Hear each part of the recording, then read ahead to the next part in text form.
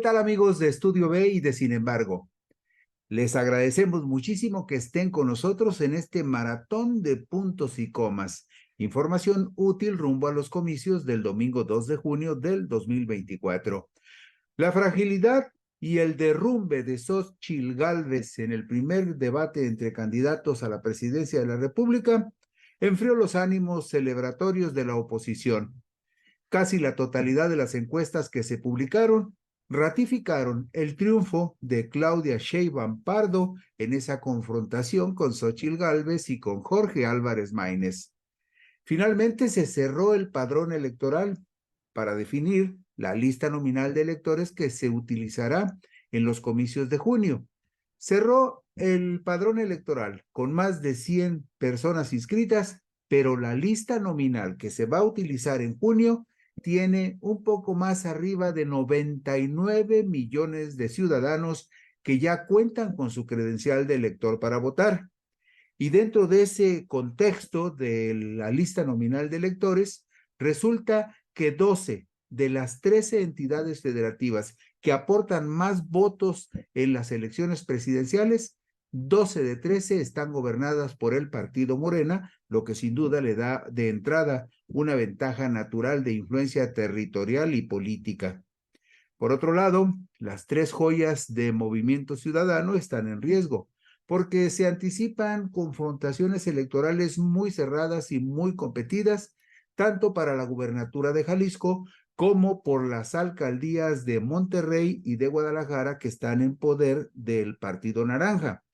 Pero por lo pronto, esta semana cerró con dos encuestas que le dan ventaja a la candidata de la coalición de Morena, a Claudia Delgadillo, en la contienda por la gubernatura de Jalisco, una ventaja que no es muy amplia, pero cierra con ventaja la semana Claudia Delgadillo sobre Pablo Lemus Navarro, el candidato de Movimiento Ciudadano, lo que corrobora los riesgos que hay para el Partido Naranja en Nuevo León y en Jalisco. Estos son algunos de los temas más importantes que compartiremos con todos ustedes en este maratón de fin de semana de puntos y comas. Les agradecemos mucho que estén con nosotros y les invitamos a ver nuestra información.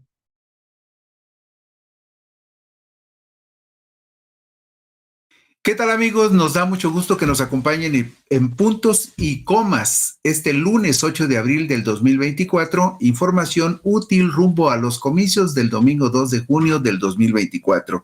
Siempre es muy importante tener un punto de referencia cuando nos preguntamos de qué manera están caminando y evolucionando algunos temas. Por ejemplo, con respecto al asunto de las candidaturas presidenciales y también del debate que se celebró ayer por la noche. ¿Cuáles son las coincidencias o las diferencias que existen entre este proceso electoral y el anterior? El primer debate en el que participó López Obrador como candidato de oposición de izquierda y este primer debate donde participa Claudia Sheinbaum Pardo como candidata oficialista del partido y del gobierno de izquierda. Bueno, pues a diferencia de hace 6 años, cuando hubo 5 candidatos en el primer debate presidencial y todas las baterías se concentraron en atacar al candidato de Morena, Andrés Manuel López Obrador, lo que dejó abierto el espacio para que inclusive algunos sectores de la derecha y medios de comunicación celebraran la derrota del candidato de izquierda. A diferencia con esa situación, en el debate de este domingo 7 de abril, fue tan evidente la fragilidad de la candidata de la coalición PAN-PRI-PRD que no quedó espacio para que la oposición pudiera echar las campanas al vuelo en esta oportunidad. Inclusive, los medios de comunicación convencionales proclives a la derecha fueron cautos en sus juicios sobre la candidatura de izquierda, sobre la candidata de izquierda Claudia Sheinbaum Pardo, postulada por Morena, PT y Partido Verde. Los medios convencionales omitieron cualquier indicio de triunfo de la candidata del oficialismo y enfriaron sus ánimos celebratorios ante la fragilidad de Xóchitl Gálvez Ruiz, la aspirante de la coalición opositora de derecha, respaldada por PRI, PAN y PRD. El tercero en discordia, usted lo vio, Jorge Álvarez Maínez, de Movimiento Ciudadano, fue solo una presencia testimonial en el debate.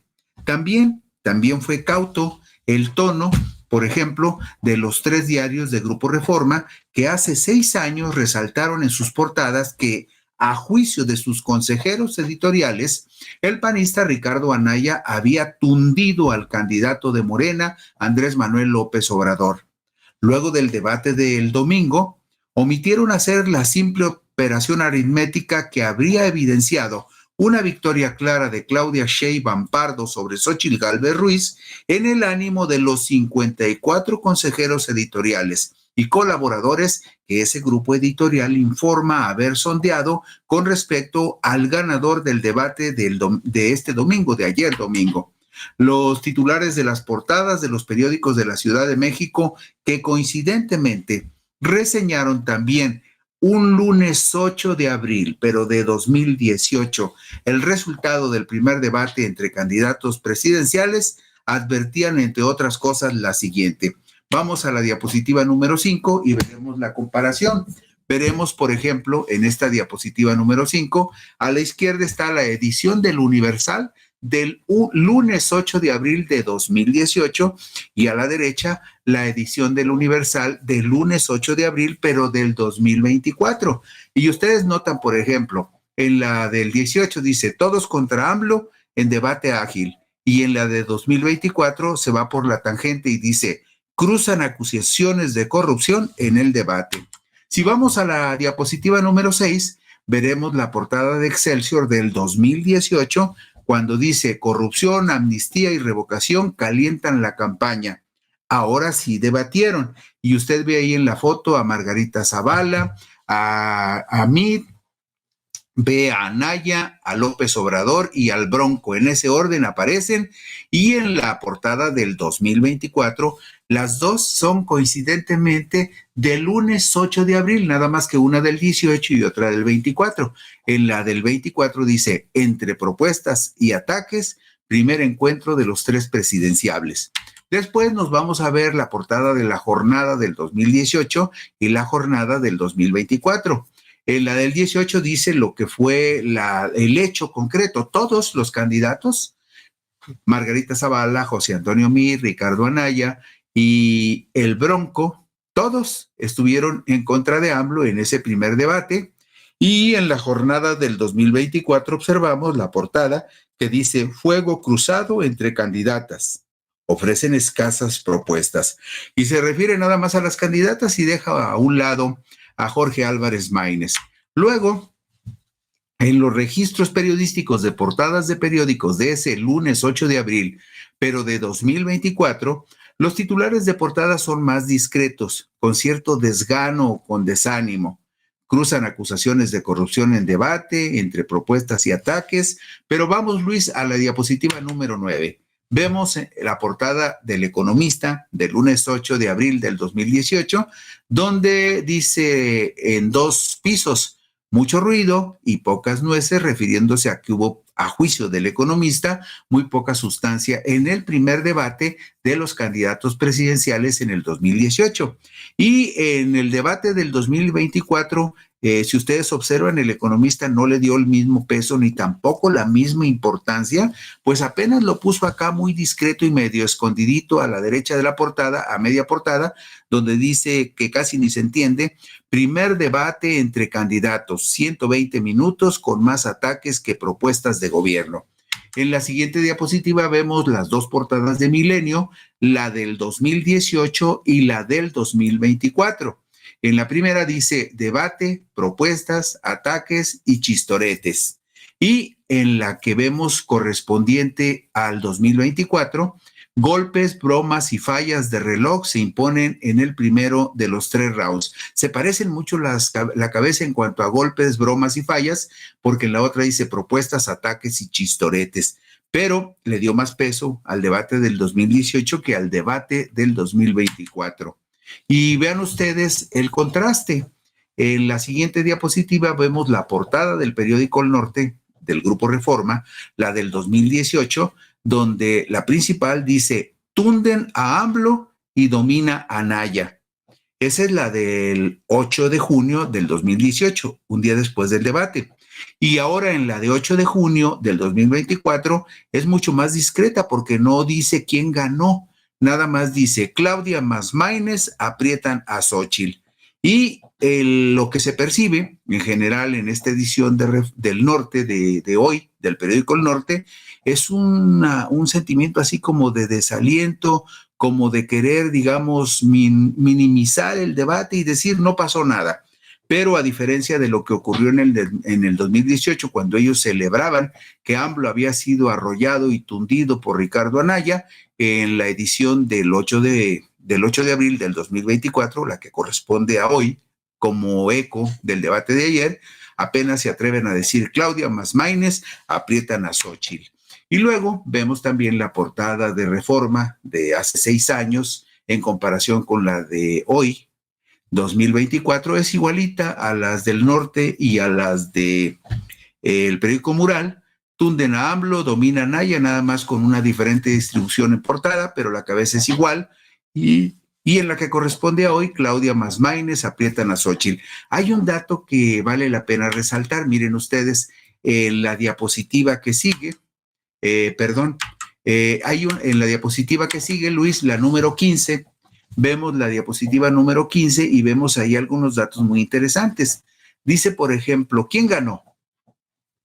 Entre los ciudadanos, Anaya habría ganado con el 36% contra el 34% de AMLO en el primer debate presidencial de hace 6 años. Y entre los líderes, es decir, entre la gente que tiene un peso de opinión mayor, entre los líderes habría ganado Ricardo Anaya en una evaluación de 903 líderes en Ciudad de México, Monterrey y Guadalajara. Habría ganado Ricardo Anaya 68% contra 16% de López Obrador. Y ahí vienen todos los porcentajes, lo que sacó Mid, lo que sacó Jaime Rodríguez el Bronco, Margarita Zavala.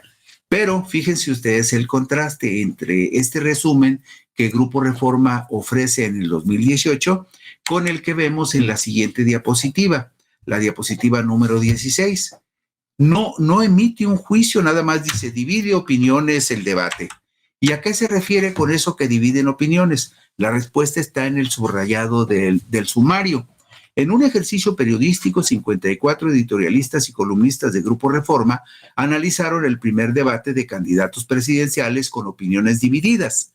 Si bien 20 vieron a Claudia Sheinbaum como ganadora, 18 consideraron que ninguno ganó.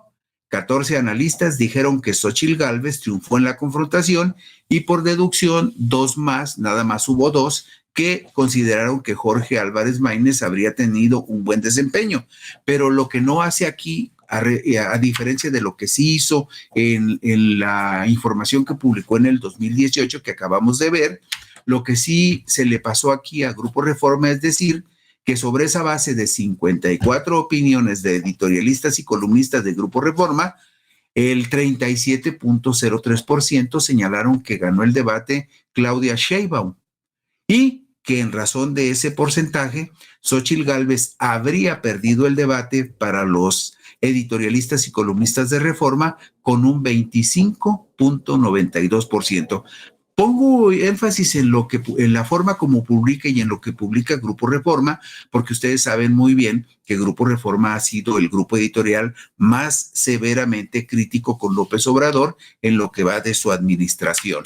Y bueno, la terca realidad que define una ventaja amplia y clara de Claudia Sheinbaum Pardo sobre Xóchitl Gálvez rumbo a los comicios del domingo 2 de junio del 2024, también quedó evidenciada en los resultados de 5 encuestas que registraron su triunfo en el debate de este domingo 7 de abril, contra un solo ejercicio demoscópico realizado fuera de la ortodoxia de la metodología tradicional que le atribuyó la victoria al aspirante presidencial de la coalición de derecha PAN-PRI-PRD. Este acumulado de encuestas sobre el debate se fue desgranando en el transcurso del día y se lo vamos a presentar primero en una tabla donde están todos los resultados en conjunto.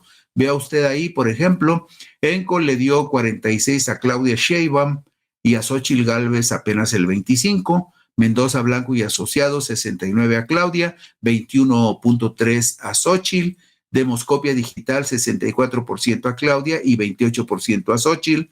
Electroralia, que lo publicó en el periódico Publimetro, le dio 55% a Claudia y 25% a Xóchitl, en tanto que Massive Caller, que hizo 1,000 entrevistas telefónicas levantadas mediante la técnica de robot en grabaciones enviadas que son contestadas por el propio entrevistado y con una tasa de rechazo del 95% y un margen estadístico de más menos 3.4, según Massive Caller, que fue la única que fue en ese tono, una encuestadora que se identifica como propanista y afín a la coalición opositora. Massive Caller es la única que vio ganar a Xóchitl con un 60.1% contra 34.8% de Claudia Sheinbaum. Y en el transcurso del día surgió la encuesta de las Heras de Motecnia, que le atribuye el triunfo en el debate a Claudia Sheinbaum Pardo con el 46% contra el 17% de Xóchitl Gálvez. Así que, como usted puede ver, entre las consultoras que más o menos tienen reconocimiento, por ejemplo, fíjese, Mendoza, Blanco y Asociados hace una encuesta también mediante técnica de robot con llamadas a teléfonos, pero a diferencia de la muestra de Massive Caller, que es solo de 1,000 entrevistas telefónicas, Mendoza, Blanco y Asociados hace 5,236 entrevistas telefónicas, lo que le da mayor margen de certeza porque es una muestra mucho más robusta. Luego, por ejemplo, Demoscopia Digital, que manda cuestionarios a través de WhatsApp y de Messenger, que dicen ellos que tienen un nivel de confianza del 95%, ellos hacen esta encuesta con 12,800 personas cuestionadas. Y bueno, de una por una podemos ver, por ejemplo, en la diapositiva 20, Luis, podemos ver la gráfica principal de Encol. Claudia 46, Xóchitl 25 y Jorge 10%. Esto es lo que dijo la gente con esta encuestadora que trabaja para El País y para W Radio, que Claudia ganó con comodidad el debate. En la siguiente diapositiva de Mendoza, Blanco y Asociados, usted puede ver la gráfica 69.5 de Claudia Sheinbaum contra 21.3% de Xóchitl Gálvez y hay una barrita de 6.4 de Jorge Álvarez. Luego, en la siguiente, la 22, tenemos este trabajo de Demoscopia Digital que lo hizo para la jornada del Estado de México, no para la jornada capitalina, sino para la del Estado de México. Y según esta encuesta de Demoscopia Digital, que la hizo sobre una muestra de 12,800 cuestionarios, pero mandados de manera automática a través de WhatsApp y de Messenger. ¿Por qué despiertan dudas estas encuestas con robots? Por una razón, porque al no haber un control claro sobre la gente que contesta a través de WhatsApp o de Messenger, como no hay un control de la muestra que con claridad nos permita saber cuántas personas de cada estrato de edad, de cada estrato social, de qué colonia, de qué barrio contestaron la encuesta, eso hace un sesgo y una distorsión que en ocasiones le quita, digamos, certidumbre o certeza a la encuesta, aunque en este caso estamos hablando de una muestra muy robusta de 12,800 cuestionarios y ellos le atribuyen a Claudia Sheinbaum un 64% como ganadora del debate y a Xóchitl Gálvez el 28% y a Jorge Álvarez Maínez el 8%. Y hay otra encuesta, esta encuesta que realizó Electoralia, la realizó, esta encuesta la hizo para el periódico Publimetro. En esta encuesta de Electoralia que se realizó a 1,600 personas entrevistadas telefónicamente, el 55% dice que ganó Claudia, el 25% dice que ganó Xóchitl y el 20% dice que ganó Jorge Álvarez Maínez. Esta encuesta debe haber puesto muy contento a Jorge Álvarez Maínez porque ha de decir, ya estoy cerquita de alcanzar a Xóchitl. No, está muy lejos de poder alcanzar a alguien Jorge Álvarez Maínez, pero bueno, aquí salió ese sesgo de que tendría el respaldo del 20% que lo vio ganar contra el 25% de Xóchitl y el 55% de Claudia. Y luego esta encuesta que salió en el transcurso del día y que incluso está fechada el lunes 8 de abril, es la que realizó en este caso de las Heras de Motecnia. De las Heras le atribuye a Claudia Sheinbaum Pardo 46% de respaldo como ganadora del debate y 17% a Xóchitl Gálvez, solo un 4% a Jorge Álvarez Maínez. Y luego finalmente aquí está la controvertida encuesta de Massive Caller en la diapositiva 25, que le da a Xóchitl Gálvez el 60.1% y a Claudia Sheinbaum el 34.8%. Con respecto a lo de Massive Caller es muy curioso porque anoche que estábamos viendo el debate, fíjese usted, eran apenas las 9 de la noche con 2 minutos y ya Massive Caller estaba mandando su primera encuesta sobre los temas de educación y salud, donde Xóchitl Gálvez ya tiene una ventaja amplísima como ganadora del debate.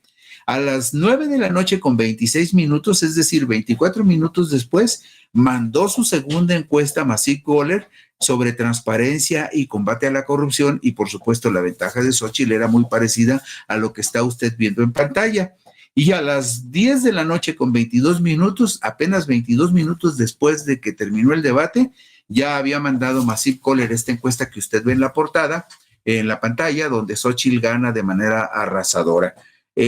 Lo que se cuestiona es justamente eso, que pareciera demasiado rápido y apresurado la forma como Massive Caller consolida sus encuestas cuando trae un 95% de rechazo declarados por ellos mismos. Pero bueno, fue la única que salió diferente con mucho, 60.1 para Xóchitl y 34.8 para Claudia, pero las otras 5 que le acabamos de mostrar, todas coinciden que la ganadora fue Claudia Sheinbaum Pardo.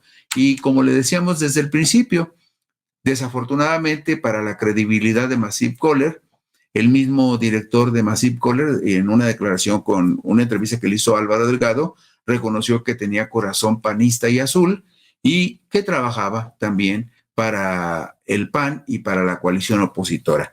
Y bueno, con eso concluimos este complemento de la información sobre el debate, haciendo una reflexión sobre cómo estaba la situación en este mismo momento, porque el debate, fíjese qué curioso, el debate del 2018 fue también en domingo 7 de abril, igual que la misma fecha del debate del 2024, y es importante saber cómo resultó aquello, qué pasó después y cómo está resultando ahora.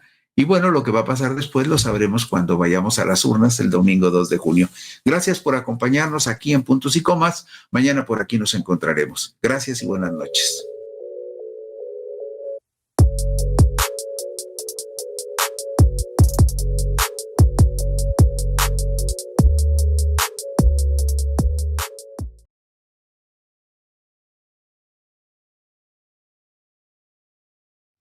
¿Qué tal amigos de Puntos y Comas? Nos da muchísimo gusto que nos acompañen, que estén con nosotros en este segmento de información útil rumbo a los comicios del 2 de junio del 2024.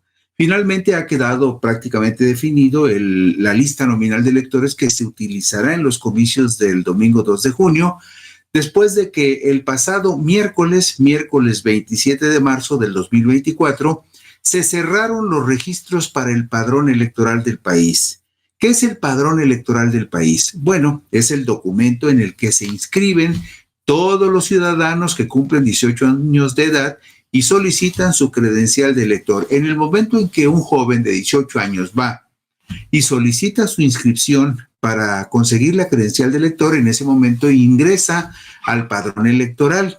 Pero el padrón electoral es el primer paso porque después, una vez que le expiden su credencial y que la recibe, ya teniendo su credencial para votar, se incorpora a la lista nominal de electores y solo las personas que están en la lista nominal de electores pueden participar en los comicios del domingo 2 de junio.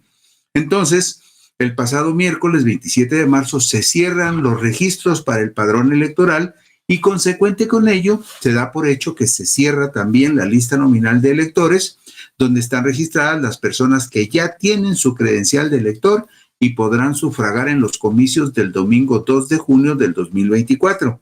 Por supuesto, cualquier persona puede hacer su solicitud para incorporarse al padrón electoral, pero eso ya no tendrá efectos prácticos porque ya no podrá estar en la lista nominal para participar en los comicios. Si no tiene su credencial vigente o si no se ha dado de alta en el padrón electoral, aunque lo haga después del 27 de marzo, ya no va a tener oportunidad de participar en los comicios del domingo 2 de junio, excepto en los casos de personas, por ejemplo, que ya tienen su credencial desde hace mucho tiempo, que la extraviaron, que se la robaron, que la perdieron, que por alguna razón no la tienen y entonces le pueden pedir al Instituto Nacional Electoral una reposición de esa misma credencial sin cambiarle ninguno de los datos. Si no hay ningún cambio en los datos, sí puede la persona solicitar una nueva credencial. ¿Por qué? Pues porque no va a modificar su registro en la lista nominal de electores. Entonces nada más será cuestión de tiempo para que se le entreguen, siempre y cuando no modifique ningún dato de los que ya están registrados en la lista nominal de electores. De tal manera que el padrón electoral, las personas que ya solicitaron una credencial, aunque todavía no la tengan vigente, cerró el padrón electoral hasta el 27 de marzo con 100,033,050 ciudadanos. 100,033,050 ciudadanos ya están inscritos en el padrón electoral. Sin embargo, los que ya tienen su credencial vigente para votar, aquellos que ya tienen la credencial y que por lo tanto pueden ejercer el derecho de acudir a las urnas, solamente son 99,084,188 personas de 18 años y mayores. Ese será la lista nominal. 99,084,188 personas será la lista nominal que se utilizará tanto para los comicios federales como para las elecciones que se van a realizar en las 32 entidades federativas del país. ¿Y por qué se cierra el padrón electoral y se cierra la lista nominal desde marzo, desde el cierre de marzo, desde los primeros días de abril? Porque en los primeros días de abril, el Consejo General del INE tiene que validar esa lista nominal porque se utiliza como referente para la impresión de todos los cuadernillos que vemos en las mesas de casilla, donde checan que esté usted registrado en la lista nominal, que esté ahí una copia de su credencial con su fotito. Entonces los funcionarios de casillas revisan que la foto y los datos que usted tiene en la credencial coincidan con los datos que están en esos cuadernillos que utilizan los funcionarios de casilla para verificar que verdaderamente usted está regularizado en la lista nominal de electores. Para eso se requiere tiempo porque todo eso se imprime y también porque necesitan tener una referencia muy concreta de cuántas boletas se van a necesitar para surtir las casillas, que van a ser más de 170,000 casillas en toda la República, con la debida anticipación y sin sobresaltos para el proceso electoral. Por eso le ponen un punto límite al registro en el padrón electoral y también ponen un límite hasta qué momento la lista nominal de electores se puede modificar. Una vez que se cierre el padrón electoral y que se cierra la lista nominal, ya no se pueden hacer cambios porque ya están en marcha la elaboración y la impresión de todos los documentos que se necesitan para la jornada de los comicios. En los comicios del 2018, por ejemplo, las mujeres votaron un 10% más que los varones, pues del total de personas que acudieron a sufragar hace 6 años, el 55,1% fueron mujeres y solo 44,9% fueron varones. Esto lo revela un estudio muestral de la participación ciudadana en las elecciones federales del 2018, elaborado por el Instituto Nacional Electoral y publicado el 19 de julio del 2019. Estos estudios se hacen de manera obligada y sistemática porque de esa manera la autoridad electoral va llevando el pulso de cómo, de qué manera y en qué segmentos y cómo se expresa la voluntad de la gente. Saber en qué segmentos de edad vota más gente, cuáles son los segmentos de edad más participativos y, como en este caso, un dato muy específico, 10% más de mujeres votaron por encima de los hombres en las elecciones pasadas. Y eso nos lleva obligadamente a la diapositiva número 3, donde vemos que la lista nominal de electores, la que se va a utilizar en los próximos comicios, tendrá 99,000,000 84,188 ciudadanos inscritos. De esos 99 millones, 51,439,918 serán mujeres, que representarán el 51,91% del total. En el lado contrario, habrá 47,644,165 varones, que representan el 48,08%, y habrá también 105 ciudadanos no binarios, que representarían el 0,0010% de toda la lista nominal. Es una cantidad menor, pero se les da la opción a las personas no binarias a que se inscriban con esa categoría y definición. Y usted ve que en la parte inferior ponemos que la fuente de esta información es el Instituto Nacional Electoral y que las cifras corresponden al corte del 27 de marzo del 2024. Esto derivado del cierre del padrón electoral para la generación de las diferentes listas nominales de electores que se van a usar en el país. En general hay una lista de electores nacional, hay listas, padrones electorales o padrones electorales para cada uno de los estados, para cada municipio. Hay lista nominal de electores para el país. Y hay una lista nominal de electores para cada entidad federativa, y hay una lista nominal de electores en cada uno de los 300 distritos electorales del país, y también hay una lista nominal de electores que se utiliza específicamente en los comicios municipales. Por esa razón tiene que haber un corte, y el INE informa que este corte se hizo el 27 de marzo del 2024 para empezar a elaborar todas las listas nominales que se van a utilizar en el país. Con respecto a la participación de los ciudadanos, y ya focalizándonos en cómo está integrado o estructurada la lista nominal de electores, el estudio al que hacíamos referencia sobre la participación en los anteriores comicios presidenciales aclara que los niveles más altos de participación en los últimos comicios se ubican en el subconjunto del electorado con rangos de edad de 60 a 74 años de edad, donde se observa una participación del 72%. Es decir, las personas de 60 a 74 años de edad son las que más votan y participan en un 72%. Actualmente ese segmento poblacional representa casi 19 millones de votantes potenciales, que son el 19,01% de la lista nominal de electores del país. Y si vemos la diapositiva número 5, ahí observamos que las personas de 60 años y mayores, los de 60 a 64 años, representan 5,836,404 votantes potenciales, en tanto que las personas de 65 años y más representan, escuche usted, 13,004,582 personas, y en conjunto suman 18,840,986 personas, el 19,01% de la lista nominal de electores. Esta es la parte de arriba de la lista nominal. Pero si nos vamos a la siguiente diapositiva, vamos a ver que mientras que los niveles más pobres de participación, por debajo del 60%, se observan los rangos de edad de 19 a 34 años y de 80 años y más. Este segmento de 19 a 34 años de edad es el más amplio y representativo de la lista nominal de electores, pues ahí caben 35,5 millones de potenciales sufragantes, que representan, como usted ve en la gráfica que está en pantalla, representan el 35,74%. El problema con este segmento, que es el más numeroso, el más nutrido, es que vota en promedio menos del 60%. Mucho menos del 60%, en contraste con las personas de 60 y mayores, que votan en promedio el 72% de esos segmentos de edad.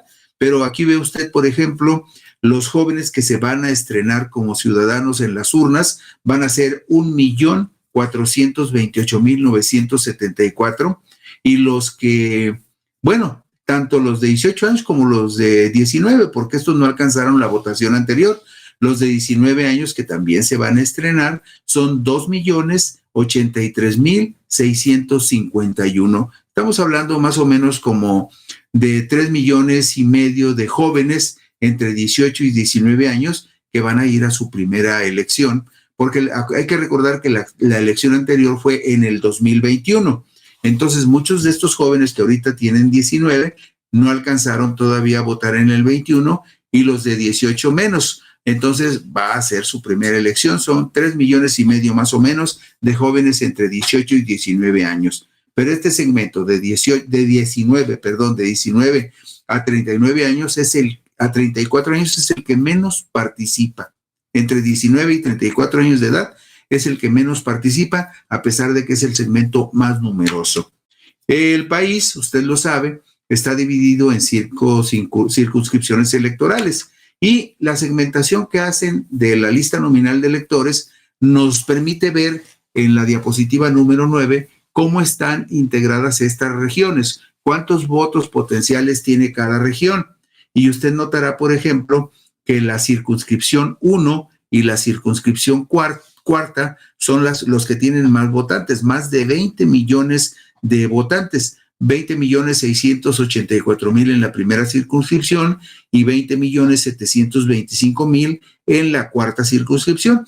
Pues, esto tiene importancia por una razón muy sencilla, porque los partidos se pueden concentrar también en estas dos regiones para tratar de obtener los votos suficientes como para llevarse más diputaciones de representación proporcional en estas dos regiones, que es donde hay más votantes potenciales. Y si vemos en la diapositiva 10, observaremos cuáles son los estados que integran cada una de estas regiones. La región 1, que le decíamos la circunscripción 1, la primera circunscripción, que tiene 20,684,269 votantes, la integran Baja California Sur, Chihuahua, Durango, Jalisco, Nayarit, Sinaloa y Sonora. Y usted ve que aquí, por ejemplo, en esta circunscripción, Baja California Sur, Nayarit, Sinaloa y Sonora son estados gobernados por Morena, Jalisco es gobernado por Movimiento Ciudadano, Chihuahua está gobernado por el Partido Acción Nacional y el estado de Durango es uno de los dos estados que todavía le quedan al Partido Revolucionario Institucional. En tanto que la cuarta circunscripción es la que integra a la Ciudad de México, Hidalgo, Morelos, Puebla, Tlaxcala y Guerrero. Y si usted observa con cuidado, los 6 estados de la cuarta circunscripción están gobernados por el partido Morena. Y las otras 3 tienen más o menos la misma medida, 19 millones de votos, la circunscripción 2, la 3 y la número 5. Y ahí ve usted qué estados las integran y la integración de cada circunscripción, pues también nos da más o menos una idea de qué partidos son los que están más fuertes en cada una de estas 5 regiones, algo que ya hemos analizado en otros programas. Y bueno, y otro asunto que también se tiene que observar es cuáles son los estados que finalmente van a tener más votantes en los próximos comicios.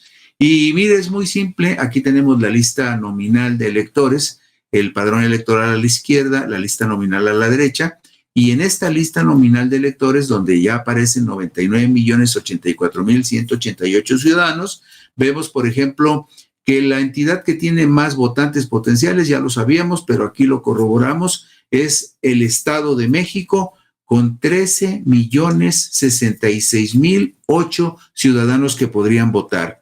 Después, en segundo lugar, está la Ciudad de México con 8,004,904 ciudadanos y en tercer lugar está el Estado de Jalisco con 6,695,025 ciudadanos que pueden votar. Estos son, digamos, los 3 estados más grandes de la República: Estado de México, Ciudad de México y Jalisco.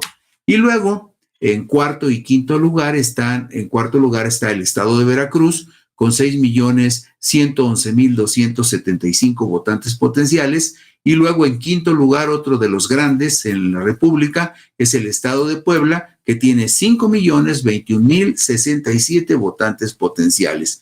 Esto también, cuando vemos quién gobierna qué estados, también nos da una perspectiva razonable de qué partido tiene ventajas con respecto al resto de los contendientes. Ya sabemos, por ejemplo, que Estado de México, Ciudad de México, Puebla y Veracruz son gobernados por Morena, y que de los 5 estados más grandes de la República, solamente Jalisco es gobernado por la oposición, y en este caso se trata de Movimiento Ciudadano. Pero los estados más grandes, Estado de México, Ciudad de México, Veracruz y Puebla, 4 de los 5 son gobernados por Morena.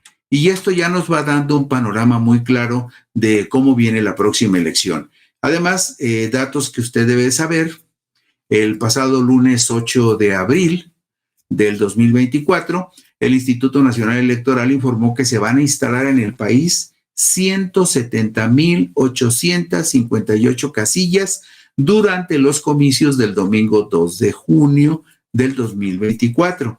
Y algo bien importante, trate bien a los funcionarios de casilla, porque son ciudadanos como usted y como yo, que están haciendo un servicio a la democracia. Habrá por lo menos un presidente de casilla, 2 secretarios, 3 escrutadores y 3 suplentes generales. Por lo tanto, habrá 1,532,358 ciudadanos trabajando para todos nosotros, atendiendo las 170,858 casillas que se van a instalar el domingo 2 de junio. Y nada más como un dato complementario, para que vea usted la fuerza de las mujeres: el 58,16% de los funcionarios de casillas son mujeres y el 41,83% son varones. Todos estos datos son datos ya consolidados, porque ya son designaciones formales que hizo el Instituto Nacional Electoral a través de sus delegaciones en los estados o en los distritos, y son personas que ya están designadas. 1,532,358 ciudadanos ya están designados para ser funcionarios de casilla. Y con eso concluimos hoy Puntos y Comas. Mañana por aquí nos encontraremos. Gracias y buenas noches.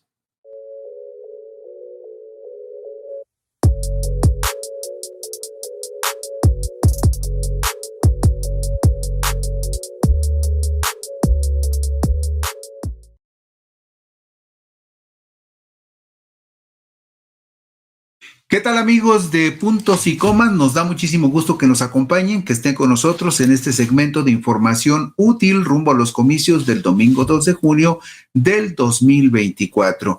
Ayer hablábamos con ustedes de que ya se cerró el padrón electoral y por lo tanto quedó claro que la lista nominal de electores es la que se cierra con corte al 27 de marzo del 2024. De ahí van a partir todos los organismos electorales, tanto el Instituto Nacional Electoral como los organismos electorales de los 32 estados, para ir preparando toda la documentación que se utilizará el día de los comicios. ¿Por qué? Pues porque esa lista nominal de electores que se cerró el 27 de marzo es la que se va a utilizar como referencia para definir todos los trámites administrativos que tienen que ver con la instalación de las casillas, con la distribución de los cuadernillos donde vienen las reseñas de las credenciales que se usan para verificar con la credencial que usted entrega en la casilla que verdaderamente está en la lista nominal. También con base en esas listas nominales se van a imprimir las boletas que se requieren tanto para la elección federal como para las elecciones en los estados de la República. De tal manera que esos números que refleja ya esa lista nominal es los que nos sirven de referencia para hacer otra serie de observaciones sobre los comicios del domingo 2 de junio. Por ejemplo, 12 de los 13 estados del país que en los comicios presidenciales del 2018 tuvieron votaciones por encima de la media nacional. Usted sabe que el promedio de participación en los comicios anteriores fue del 63,4%. Los comicios presidenciales anteriores votó el 63,4%. Pues bien, 12 de los 13 estados del país que estuvieron por encima de ese promedio de participación del 63,4%, 12 están actualmente gobernados por el partido Morena. lo que podría redituarle a Morena una muy privilegiada captación de votos en los comicios del domingo 2 de junio. La oposición solo está presente en este segmento de entidades con mayor participación electoral, está presente con el estado de Yucatán, que gobierna el PAN, y que registró, curiosamente, el más alto índice de votación de toda la República en los comicios presidenciales del 2018. Escuche usted, con una presencia en las urnas del 75.4% de los ciudadanos inscritos en la lista nominal de electores del estado de Yucatán. Y entre las entidades que podrían aportarle más votos a Morena durante la contienda presidencial están Tabasco, la Ciudad de México, Campeche, Chiapas, Puebla, Estado de México, Oaxaca y Morelos. Está viendo usted en este momento en pantalla una diapositiva donde resumimos cuáles son esos 13 estados donde se rebasó la media nacional de participación en los comicios presidenciales del 2018, que fue del 63.4%. Ahí ve usted con claridad que Yucatán tuvo una participación del 75.4%, aunque su lista nominal de electores no es muy grande. En este momento, por ejemplo, con el corte al 27 de marzo de 2024, Yucatán tendría en este momento 1.769.856 ciudadanos inscritos en la lista nominal, pero usted sabe que de ese total es muy probable que participen el 62 o el 63%. Por lo tanto, no todos acuden a las urnas, pero en el caso de Yucatán no sería extraño que se repitiera una participación del 75.4% en particular en esa entidad federativa. Y ahí ve usted todos los porcentajes. Por ejemplo, otro estado que tuvo una altísima participación fue Tabasco, con el 71.1%. La Ciudad de México también tuvo una participación muy alta, con 70.6%, Campeche con el 70%, Chiapas con el 68% y Puebla con el 68%, en tanto que en el Estado de México participó el 67.9%. ¿Por qué son importantes estos porcentajes? Porque si la tendencia se mantiene, la tendencia de participación en esos estados se mantiene en los comicios del domingo 2 de junio del 2024, usted vea las listas nominales de electores de estos estados. Por ejemplo, la Ciudad de México es la segunda lista nominal de electores más grande del país, con 8.4.904 votantes potenciales. En tanto que, por ejemplo, el Estado de México tiene 13.066.008 votantes potenciales que representaron en el 2018 y en el 2018 votaron en ese estado el 67.9%. Si estas tendencias se repitieran en los comicios del próximo junio, Morena tendría votaciones muy altas en esas entidades federativas y por supuesto que eso le agregaría muchísimos votos, no solamente en la elección presidencial, sino también en la elección de senadores y en la elección para obtener más diputados plurinominales, los que se reparten con base en el porcentaje de votos que se obtienen en la contienda respectiva. Usted ve con toda claridad que de esos 13 estados donde el índice de votación fue más alta en el 2018, de esos 13 estados, 12 son gobernados por Morena, y eso le da una ventaja de entrada al partido en el gobierno. Y si nos vamos a observar la diapositiva número 5, veremos, por ejemplo, cuáles son los estados que están dentro de la media nacional de votación en el 2018, que fue un promedio del 63.4%. Usted ve, por ejemplo, que Querétaro, que está gobernado por el PAN, tuvo un promedio de votación, un porcentaje de votación del 64.7%. Colima, que es gobernado por Morena, tuvo 64.1%, Guerrero 64.1%, y está ahí incluido en este nivel medio de participación, está también el estado de Coahuila, que es gobernado por el PRI, con un porcentaje de participación del 63.6%. Estos son los estados que se quedaron así en el promedio general del 63.4, un poquito arriba, un poquito abajo, pero si usted observa también, de estos 6 estados, 4 son gobernados por Morena, Querétaro es un estado panista y Coahuila hasta el momento sigue siendo un estado priista. Y si nos vamos a la parte baja de la tabla, los estados que quedaron por debajo de la media nacional de votación en 2018, por debajo del promedio del 63.4%, vemos en la diapositiva número 7 que hay varios estados que son gobernados por la oposición que tuvieron votaciones muy flojas en el 2018, como por ejemplo, ¿cuáles? Bueno, vemos en esta lista al estado de Aguascalientes, que es gobernado por el PAN, que apenas tuvo una participación del 59.4%. Vemos el estado panista de Chihuahua, que tuvo un 54.4%, Guanajuato un 53.2%, Jalisco, a pesar de lo potente que es su lista nominal de casi 7 millones de votantes potenciales, nada más votó el 59.2%, en tanto que en Nuevo León, el segundo estado gobernado por Movimiento Ciudadano, votó solo el 55.8%, por debajo de la media nacional. ¿Qué significado puede tener esto? Bueno, que si la tendencia se repitiera en los comicios de junio, la oposición tendría votaciones muy modestas. Movimiento Ciudadano en los dos estados que gobierna, Jalisco y Nuevo León, el Partido Acción Nacional en el estado más emblemático que tiene en este momento, que es el estado de Guanajuato, también en Chihuahua y en Aguascalientes, su porcentaje de votación estaría por debajo de la media nacional y eso indudablemente que le restaría presencia y votos y posibilidades de ganar más diputados al Partido Acción Nacional y al Partido Movimiento Ciudadano.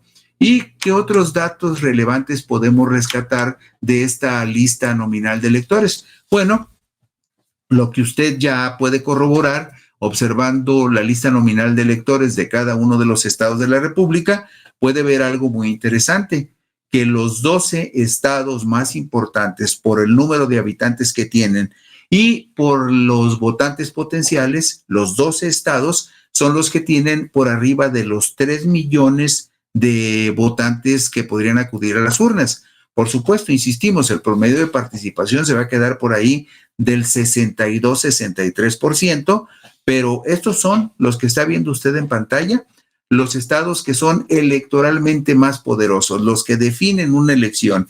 Y como podemos observar, de estos 12 estados, 8 los gobierna Morena, 2 el Partido Movimiento Ciudadano y 2 el Partido Acción Nacional.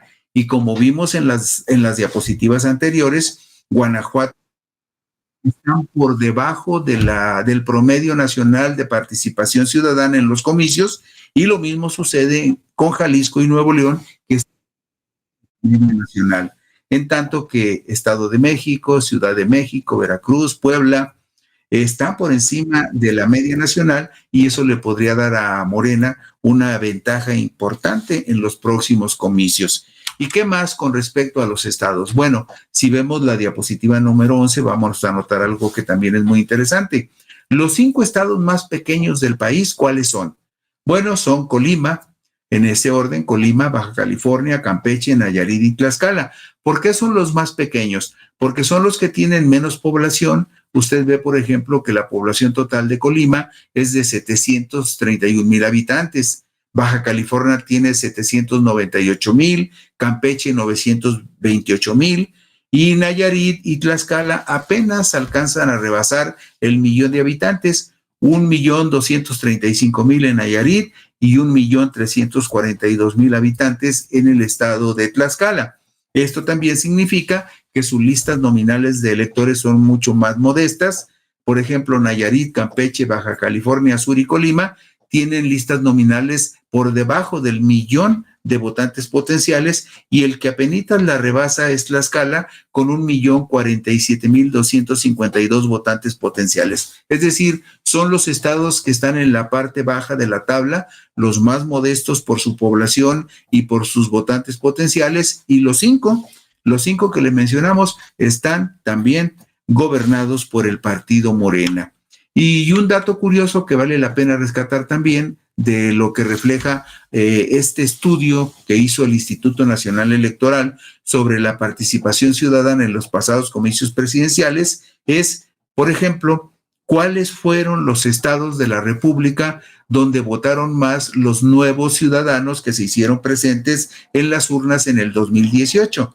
Bueno, pues resulta que los chamacos que estrenaron su credencial de elector votaron por encima de la media nacional. Ya ve que le señalábamos que la media nacional de participación fue apenitas del 63.4%. Bueno, los estados donde los jóvenes de 18 años rebasaron este promedio de 63.4% son los que usted va a ver en la siguiente diapositiva. Ahí la tiene en pantalla. Fueron los estados de Campeche, Ciudad de México, Tabasco, Yucatán, Chiapas, Estado de México, Puebla, Zacatecas, Oaxaca, Morelos, Tlaxcala, Veracruz y Guerrero. Esos fueron los estados donde los jóvenes, los nuevos ciudadanos de 18 años, votaron más en el 2018, por encima del 63%. Y donde hubo menos participación de los nuevos ciudadanos fue en estados como Guanajuato, Chihuahua y Sonora.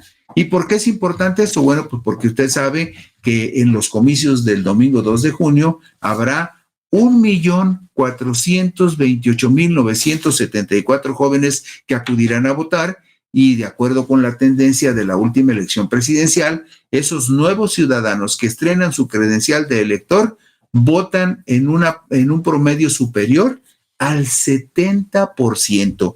Entonces es un paquete que parece modesto, pero que no deja de ser muy atractivo para los partidos políticos. Y con esto concluimos hoy en puntos y comas este análisis muy general sobre cuáles son los puntos relevantes de las listas nominales en los estados y qué podrían representar en los comicios del 2 de junio, tomando como referencia los porcentajes de participación electoral en los comicios presidenciales anteriores del 2018. Por aquí nos encontraremos mañana, si ustedes lo desean, en puntos y comas. Por lo pronto, gracias y buenas noches.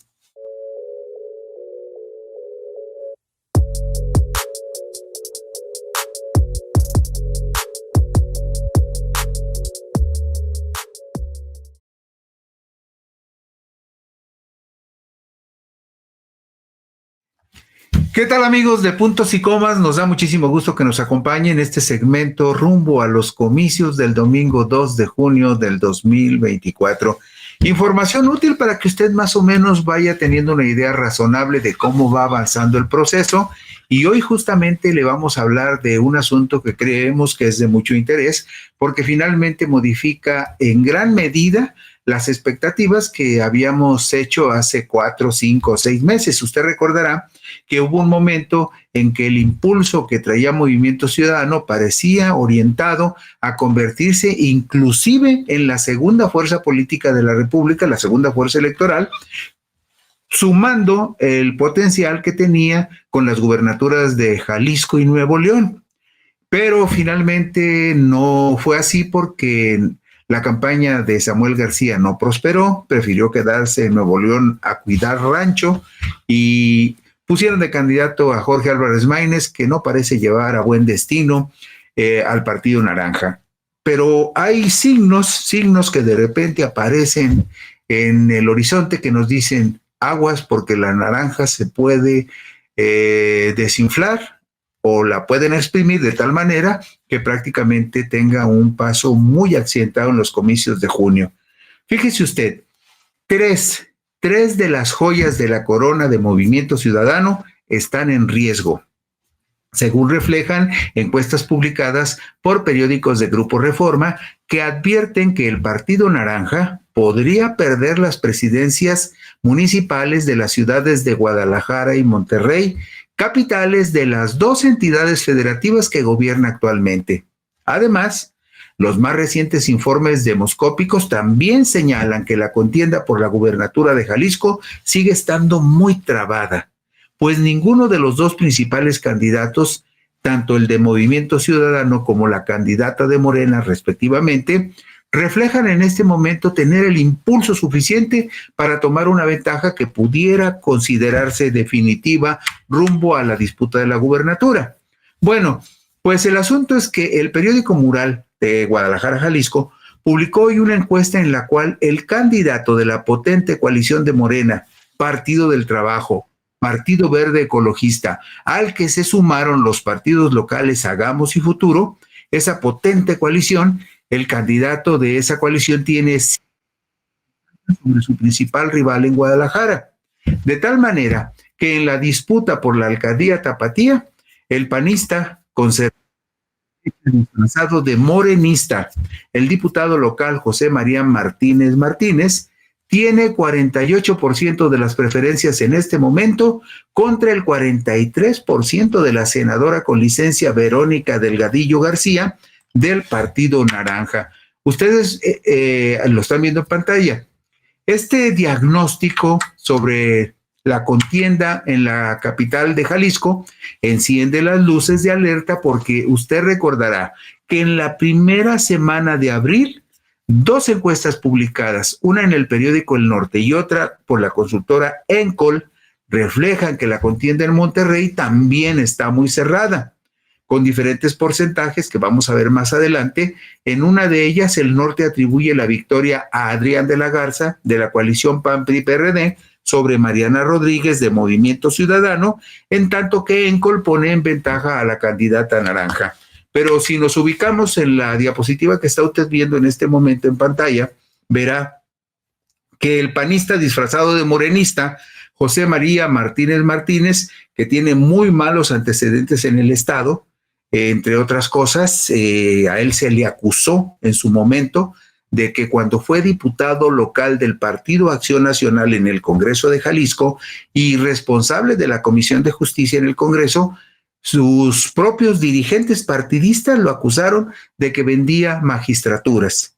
Y en fechas más recientes, el año pasado, también se le criticó severamente porque consiguió una pensión dorada en pensiones del Estado bajo procedimientos que no quedaron muy claros del todo y que se consideraron ventajosos y ventajistas para un político joven que, además, de acuerdo con la información de la que se dispone, no cotizó puntualmente lo necesario para tener derecho a esa pensión dorada. Ese es José María Martínez Martínez, conocido como Chema Martínez, quien en este momento, como abanderado de Morena, un partido de izquierda con un candidato de derecha en la capital Tapatía, como candidato de Morena, de Partido Verde, de Partido del Trabajo, de Hagamos y de Futuro, tendría en este momento el 48% de las preferencias contra el 43% de Verónica Delgadillo. En tanto que Diana González, de la coalición PAN-PRI-PRD, apenas tendría el 9%. Y fíjese usted otra cuestión. También en la encuesta que publica Mural hace una valoración con respecto a la popularidad o a la preferencia que tendrían los candidatos a la gubernatura, nada más en el caso específico de Guadalajara. Y si vemos la diapositiva número 6, ustedes notarán que si hoy fueran las elecciones para gobernador en Jalisco, ¿por quién votaría la gente en Guadalajara? Y aquí hay un sentido, una respuesta en sentido contrario a la contienda por la alcaldía. Porque en Guadalajara, de acuerdo con esta encuesta en vivienda realizada a 405 tapatíos con credencial para votar, Pablo Lemos tendría el 50% de las preferencias solo en Guadalajara contra el 42% de Claudia Delgadillo, que marcaría un 42%, y un 8% de Laura Aro, la candidata a gobernadora por la coalición PAN-PRI-PRD.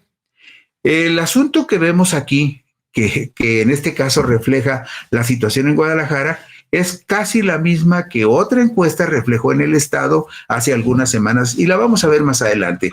Lo que vale la pena resaltar en el caso de la disputa de la gubernatura es que Pablo Lemos no ha podido separarse más allá de un dígito de Claudia Delgadillo, la candidata de la coalición opositora que encabeza Morena. Por otra vertiente, hoy, por ejemplo, la diapositiva número 8 nos muestra que el periódico El Heraldo de México y la consultora Poligrama publican hoy una encuesta sobre Jalisco, hoy jueves 11 de abril del 2024. Vea usted con cuidado los porcentajes, porque resulta que en esta encuesta de jueves 11 de abril de 2024, Pablo Lemos tendría el 41,4% de las preferencias contra el 34,5% de Claudia Delgadillo, la candidata de Morena. Y si usted observa, la diferencia es de 6,9%. 6,9%. Tome usted en cuenta también, por ejemplo, que abajo dice la encuesta en la vitrina metodológica, dice que el margen de error es de más menos 3,10%, más menos 3,10%, entonces 6,9 de diferencia no marca ninguna diferencia definitiva rumbo a los comicios del 2 de junio. Esta lámina que estamos viendo corresponde al jueves 11 de abril, pero si nos vamos a la siguiente, que es de el jueves 15 de febrero del 2024, hace prácticamente un mes, unos días más, 4 días más, 4 días menos, pero fíjese usted, hace un mes el Heraldo le daba a Pablo Lemos 40,8% contra 33,3% de Claudia Delgadillo. La diferencia es de 7,5% en favor de Pablo. Es decir, hace un mes Pablo tenía 7,5% de ventaja en la encuesta del Heraldo y hoy aparece con un 6,9% de ventaja. Es decir, se movió muy poquito, pero en el caso de Pablo se movió a la baja. Y en el caso de Claudia subió un puntito, que no es mucho, pero nos muestra lo duro que está esta contienda en el estado de Jalisco. Y si nos vamos a la diapositiva número 11, vamos a ver otro dato que complementa la encuesta que hoy publica el Heraldo de México y Poligrama.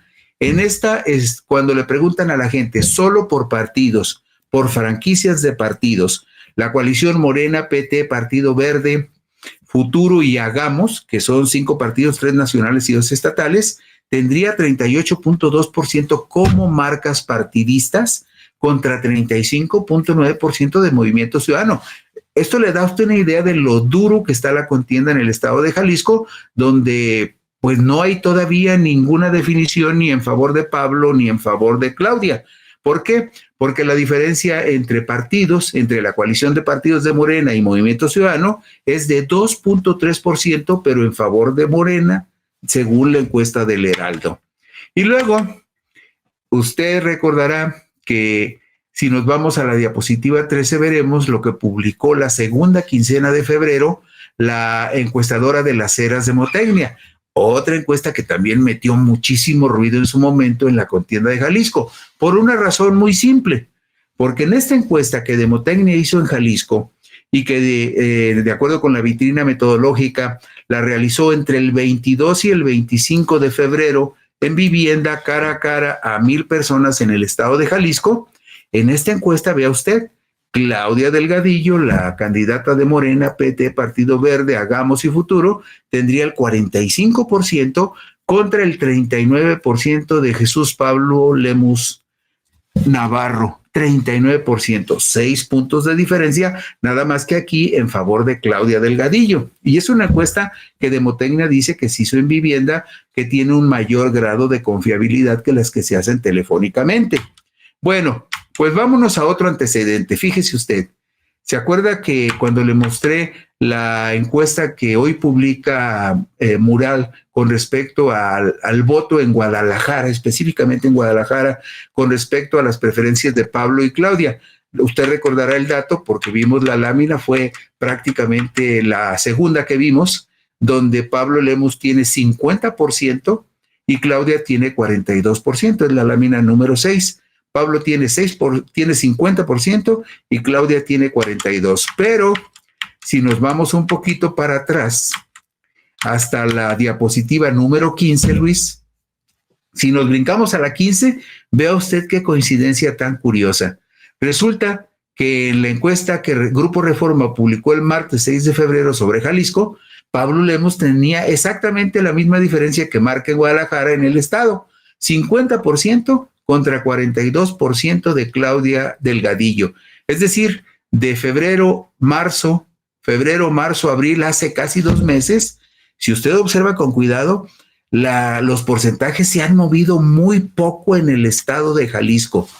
Probablemente el punto clave de lo que defina la elección radique sustancialmente en el voto rural y también radique fundamentalmente en el momento en que los simpatizantes de Laura Aro se den cuenta que no tienen ninguna posibilidad y algunos de ellos decidan moverse en favor de otro candidato.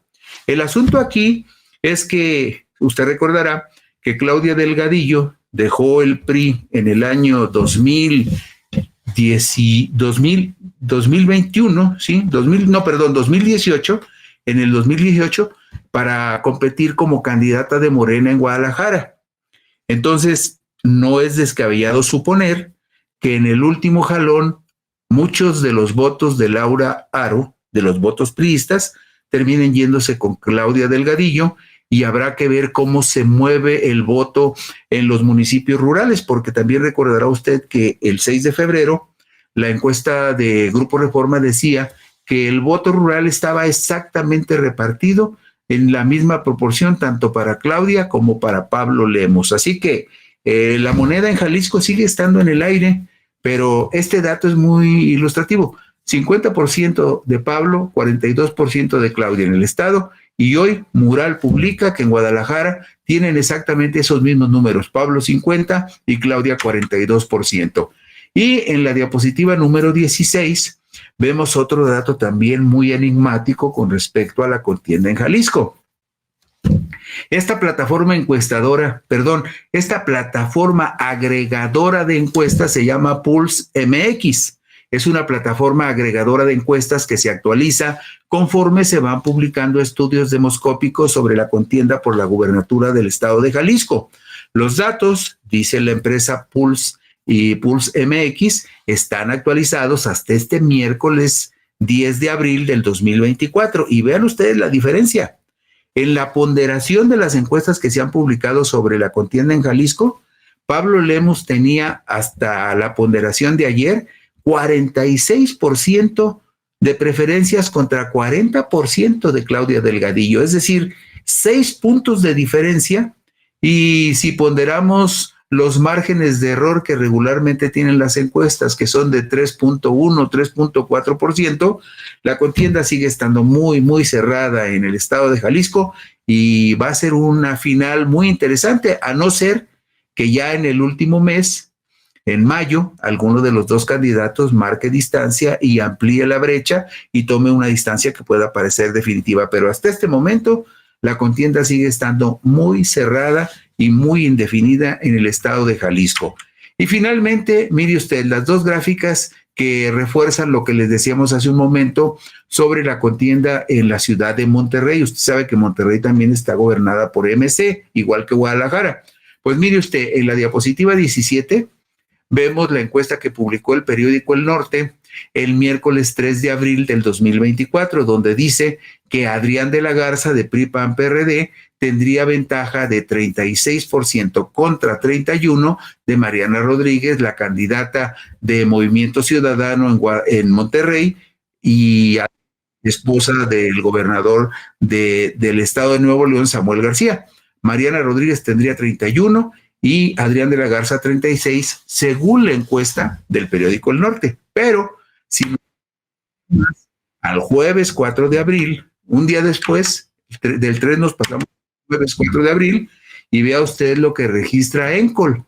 Encol dice que ese jueves 4 de abril, Mariana tendría 38% de las preferencias efectivas en la contienda por la alcaldía de Monterrey, y Adrián de la Garza tendría un apoyo del 32%. Es decir, aquí habría un 6% de diferencia y en la otra encuesta habría 5 puntos de diferencia. 5 puntos de diferencia en favor de Adrián de la Garza en la encuesta de Grupo Reforma en el Norte y 6 puntos de diferencia en la encuesta de Encol, pero en este caso en favor de Mariana. Más parejo, imposible. Por eso le decimos, como lo comentamos desde el principio de este puntos y comas, las 3 joyas de Movimiento Ciudadano que van a estar en juego el domingo 2 de junio del 2024, hasta este momento están en riesgo porque las contiendas están muy cerradas y Morena podría en su momento dar la sorpresa. Bueno, Morena en Guadalajara y en Jalisco. En el caso de Monterrey podría ser el PAN el que diera la sorpresa y desplazara a Movimiento Ciudadano. Usted sabe que el joven Colosio, aunque tiene licencia, fue el alcalde de Monterrey estos 3 últimos años y Mariana quiere relevarlo en la presidencia municipal de esa importantísima ciudad del norte. Mariana Rodríguez busca vencer a Adrián de la Garza. Y con esto terminamos hoy. Puntos y comas. Gracias. Mañana por aquí nos veremos si a usted le parece bien.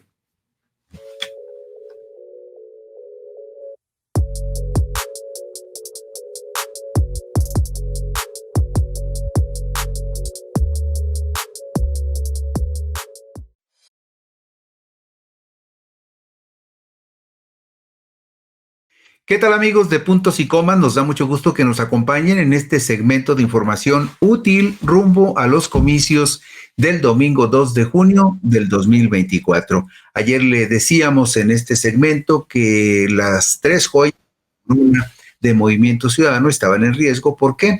Pues porque la contienda por la gubernatura de Jalisco, la contienda por la alcaldía de Guadalajara y también por la presidencia municipal de Monterrey, que son las 3 posiciones más importantes que Movimiento Ciudadano tiene en el país, están muy comprometidas. Van a ser contiendas muy fuertes, muy cerradas, en donde la oposición tiene posibilidades de ganar. Por ejemplo, en el caso de Monterrey, la oposición PAN-PRI-PRD estaría en una posición muy interesante para vencer a Movimiento Ciudadano, y en Jalisco Morena podría vencer a MC en la capital tapatía, pero hoy nos amanecimos con la noticia de que dos encuestas que se publican hoy viernes 12 de abril del 2024 nos dicen que la candidata de Morena, de la coalición morenista en Jalisco, estaría al frente en las preferencias electorales en las 2 encuestas que se publican hoy. No es común que el mismo día coincidan 2 encuestas y se publiquen y que las 2 tengan una tendencia similar. Por eso las vamos a compartir con ustedes, porque en Jalisco el asunto se está complicando para el partido Movimiento Ciudadano. Y fíjese usted qué interesante. En el preámbulo del segundo debate entre candidatos a la gubernatura de Jalisco, que se va a realizar este sábado 13 de abril del 2024, el partido Morena que encabeza una poderosa coalición opositora en esa entidad, tomó la delantera según el recuento de 2 estudios demoscópicos publicados este viernes 12 de abril del 2024.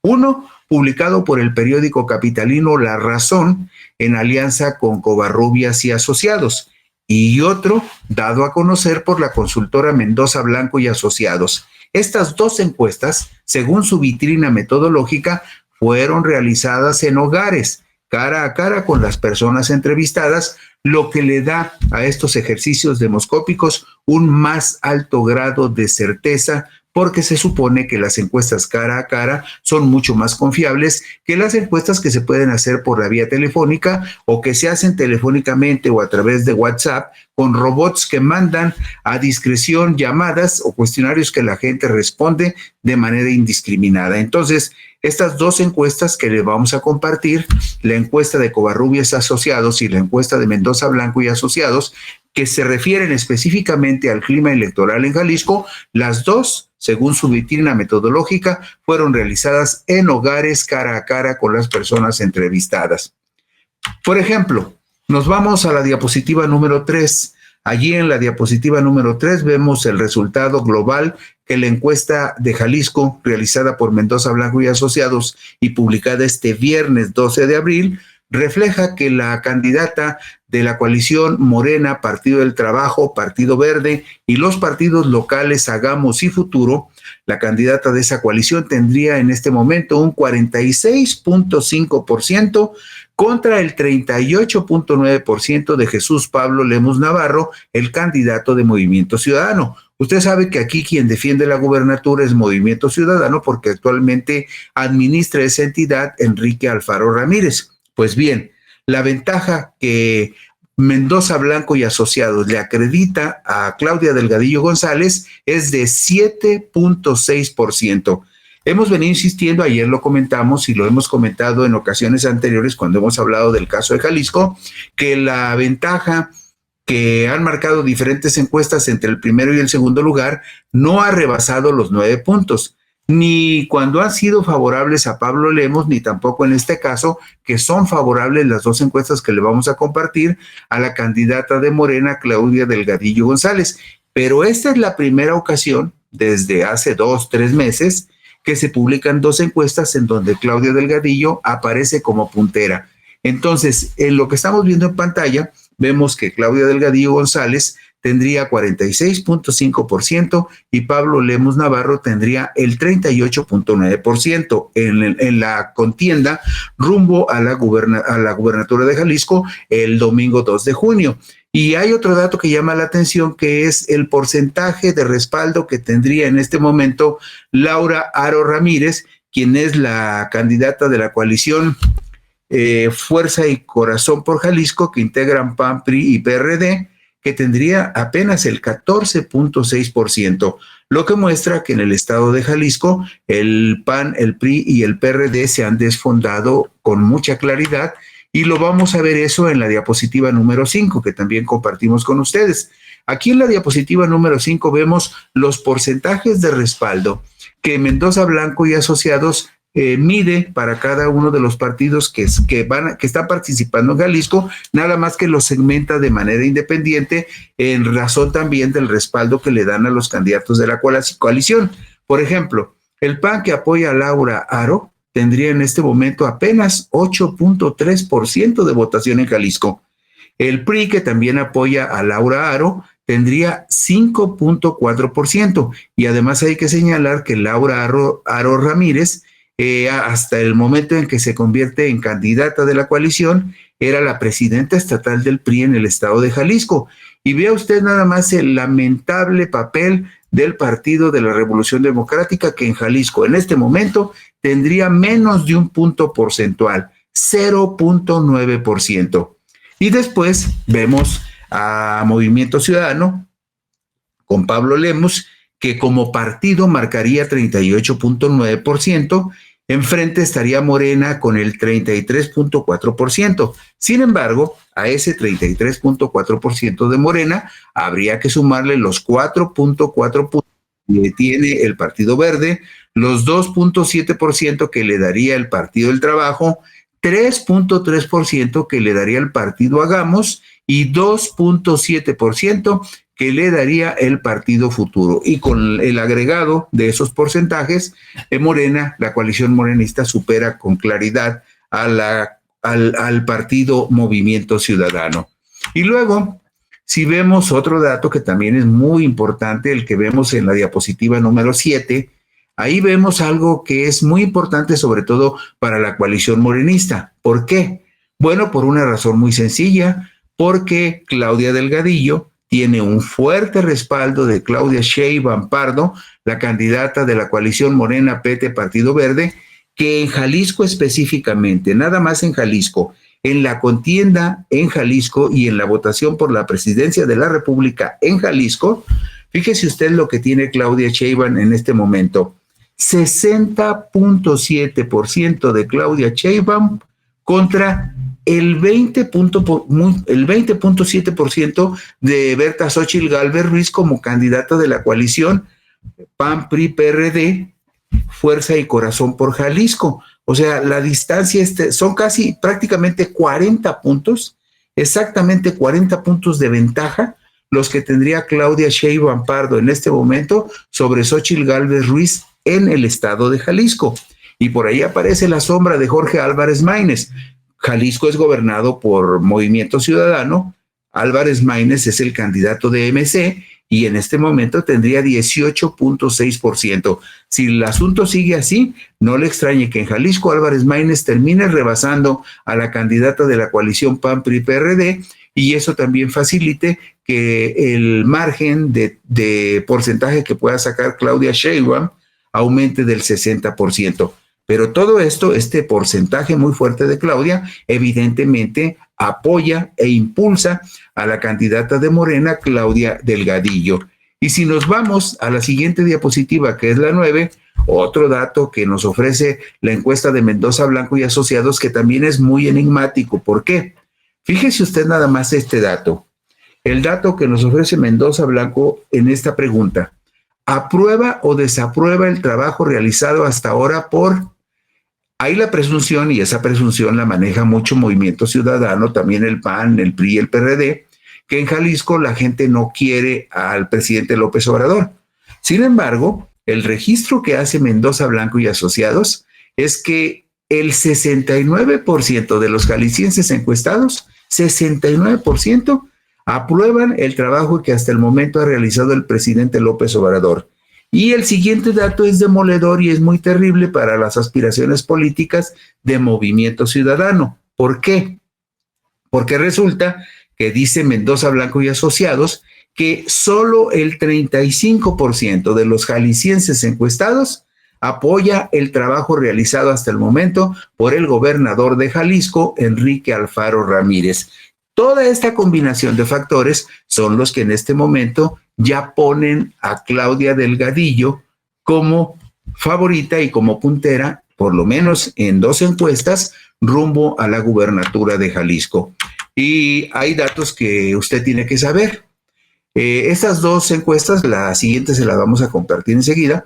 Este dato es muy importante porque este sábado 13 de abril del 2024 se va a realizar en Ciudad Guzmán, Jalisco, la cabecera del municipio de Zapotlán el Grande en el sur, el segundo debate entre candidatos a la gubernatura de esta entidad, en el que se abordarán temas relacionados con desarrollo humano, infraestructura y gasto público, fortalecimiento de los institutos de la mujer, la niñez y de los indígenas. Se hablará de finanzas, de obras públicas, de transparencia, rendición de cuentas y combate a la corrupción. Realizado el pasado domingo 17 de marzo de este 2024 en Guadalajara, en el primer debate entre candidatos a la gubernatura de Jalisco, se escucharon las propuestas sobre 2 grandes bloques de temas.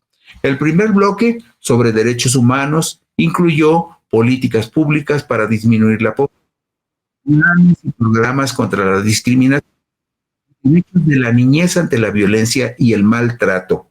Y en el segundo bloque de este primer debate del 17 de marzo, se habló de gobernabilidad y seguridad y se abordaron asuntos en los cuales Jalisco padece gravísimos problemas, como la desaparición forzada de personas y la presencia ominosa, violenta del crimen organizado. El primer debate, usted seguramente no tuvo la oportunidad de darle seguimiento a un dato de esta naturaleza, pero se lo decimos. El primer debate fue esencialmente una jornada de ataques del candidato de Movimiento Ciudadano, Jesús Pablo Lemus Navarro, contra Claudia Delgadillo González, con base en el supuesto de que la morenista pretendería imponer en Jalisco los modelos fallidos de otras administraciones estatales encabezadas por gente de su partido. Y la morenista, además de evidenciar las fragilidades de los gobiernos de Movimiento en materia de seguridad y desaparecidos, anunció una más amplia y estrecha coordinación con el gobierno de la Federación en caso de que gane los comicios del 2 de junio. Y fuera de la zona de combate, en una posición mucho más cómoda, la priista Laura Haro Ramírez tuvo un desempeño destacado porque hizo propuestas muy bien razonadas. Bueno, vamos ahora a la diapositiva número 13 para que veamos qué es lo que dice la encuesta de Covarrubias y Asociados, que se publicó este viernes 12 de abril en el periódico capitalino La Razón.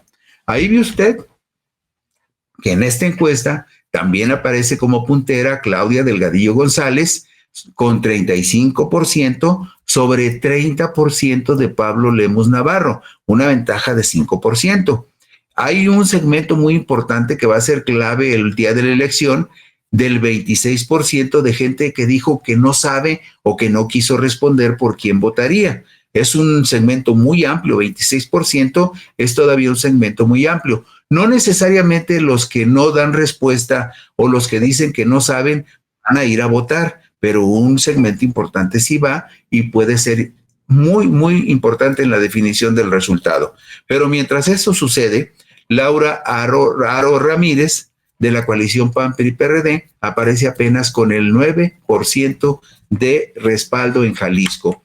Y nos vamos a la diapositiva número 15, porque allí en la diapositiva número 15, en la parte de la derecha, va usted a ver también un registro sobre un potencial escenario de la elección presidencial.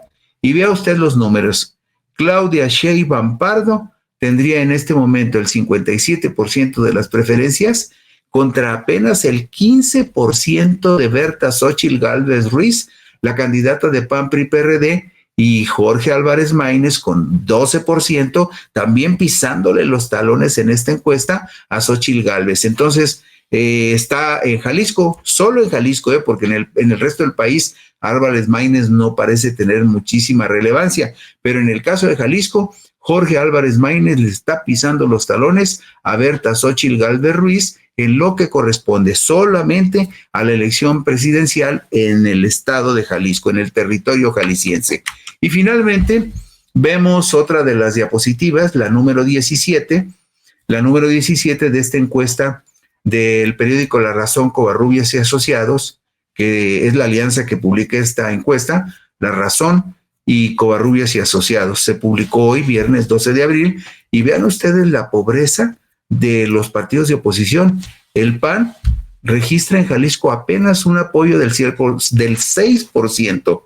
El PRI tiene el 5%. Y vea usted el dramático caso del PRD. Estadísticamente el PRD no existe en Jalisco porque aquí marca 0 en la encuesta de Covarrubias y Asociados.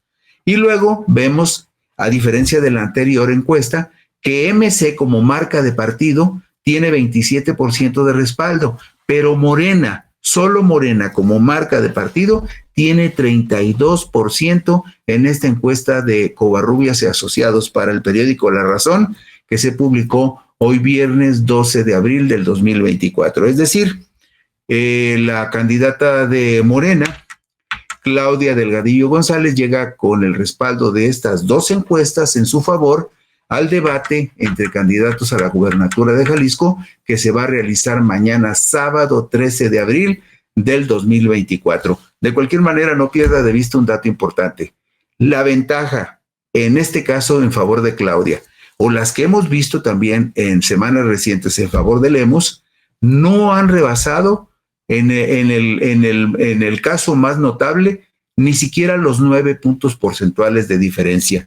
Aquí vimos que Claudia tiene una ventaja en la primera encuesta de Mendoza Blanco y Asociados, tiene una ventaja de 7.6%, en tanto que en la encuesta de Covarrubias tiene una ventaja de 5%, que en ninguno de los dos casos se puede considerar como definitiva cuando faltan todavía por lo menos 5 semanas de campaña.